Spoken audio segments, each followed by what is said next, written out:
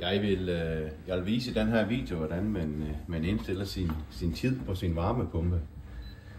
Det er nemlig sådan, at ved en varmepumpe, der skal man også indstille uder, når der er sommer- og vintertid, ligesom man skal på sit komfur, ude i sin bil og andre steder. Det man egentlig gør, det er, at man låser selvfølgelig først sit display op her.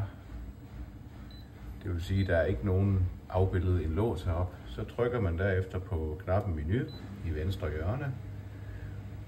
Så bladrer man ned af her, fortsætter ned på side 2, indtil man står på den, der hedder Service Information. Så klikker man på den. Herude der har man de her 4 faneblade. Vi skal ud på den, der hedder Display. Herude kan vi se, at vi har en tid, vi har en dato, og vi har faktisk et sprog, og vi har noget med noget backlight, det vil sige, det er lyset i baggrundslyset. Men det vi skal bruge, det er, at vi klikker ned nu, fordi vi skal ned og stille vores tid. Og så er det jo sådan, at havemøblerne de skal ind, så vi skal have en baglæns, når vi går imod vinter. Vi trykker på den. Hernede kan man indstille sin dato, hvis ikke den passer, men det burde den gøre. Jamen, vi har trykket OK, så vi trykker bare tilbage og tilbage og tilbage. Og nu kan vi se, nu er klokken 12:10. Det var det hele herfra.